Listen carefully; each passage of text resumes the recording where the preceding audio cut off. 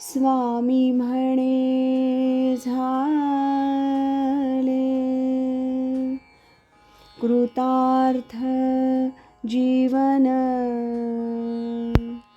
सद्गुरु चरण उपासिता.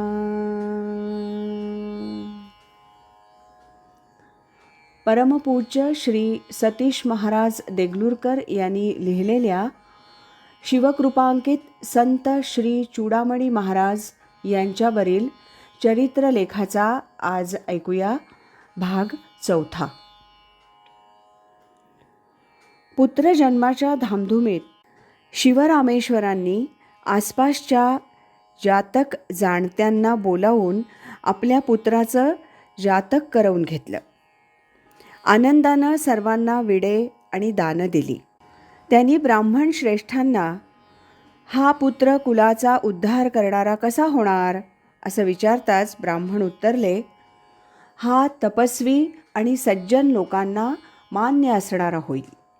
दया आणि औदार्य गुणांनी युक्त असून तुझ्या भाग्याचा उत्कर्षदायी होईल. ज्ञानेश्वरांपासून सुरू गुरुपरंपरा पुढे चालवून नावलौकिकास आणेल. तुझा हा गुणी पुत्र आसपासच्या सर्व राज्यात भागवत धर्माची पताका फडकावून विस्तारित करेल. आपल्या पुत्राचं जातक ऐकून शिवरामेश्वर अत्यानंदित झाले. पार्वतीनं रमाचं बाळंतपण व्यवस्थित पार पाडलं. त्या गोजीरवाण्या बाळाला बाळसं चांगलंच धरलं.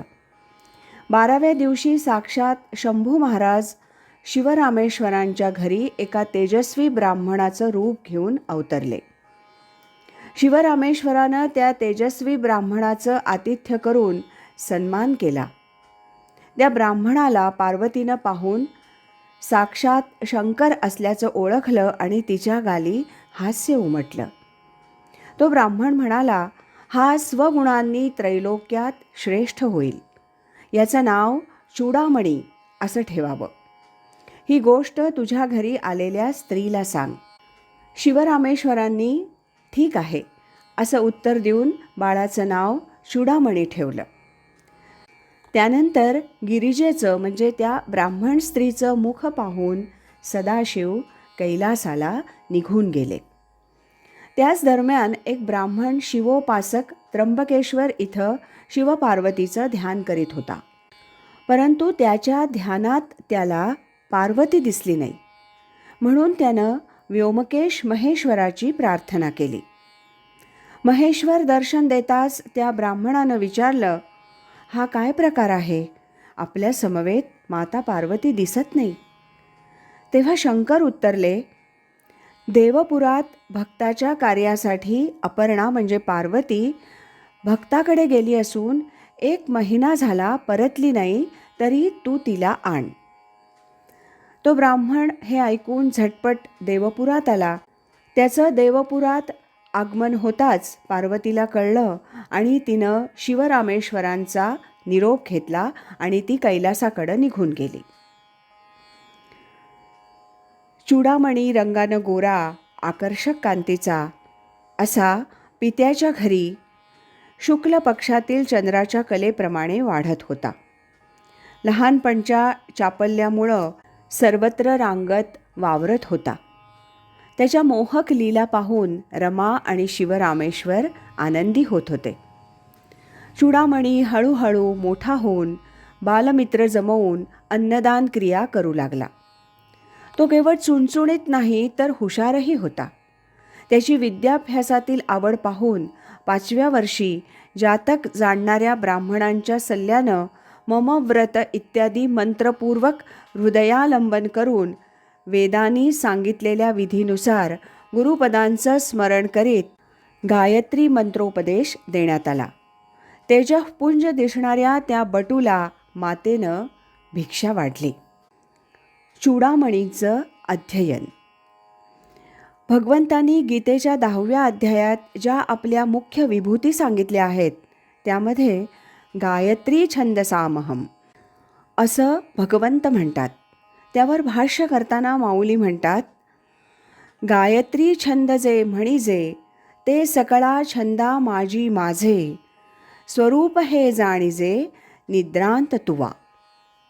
याचा अर्थ असा की सर्व छंदांमध्ये गायत्री छंद ज्याला म्हणतात ते माझं स्वरूप आहे. कारण गायत्री सर्व वेदांचं सार, सर्व छंदांची माता, सर्व पापनाशिनी, ब्राह्मण संपादक आणि ध्यान जपाला योग्य आहे असा ऋषीमुनींनी जिचा महिमा वर्णिला आहे, त्या गायत्री मंत्राचा भक्त चूडामणी रोज भल्या पहाटे उठून शौचमुखमार्जनादी विधी झाल्यानंतर स्नानोत्तर नियमितपणे जप करीत असे. रोज 1200 गायत्री मंत्राचा जप करीत असे. त्यानं गायत्री मंत्राचं पुरश्चरणही केलं, त्यामुळं त्याच्या जीवनात श्री समृद्धी सफलता आली.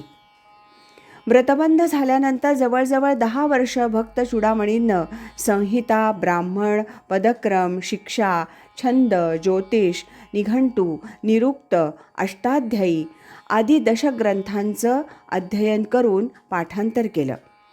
या ग्रंथांच्या पठणाची संथा त्यानं आपले व्युत्पन्न वडील श्री शिवरामेश्वर महाराजांच्याकडून आणि गावातील इतर विद्वान ब्राह्मणांकडून घेतली.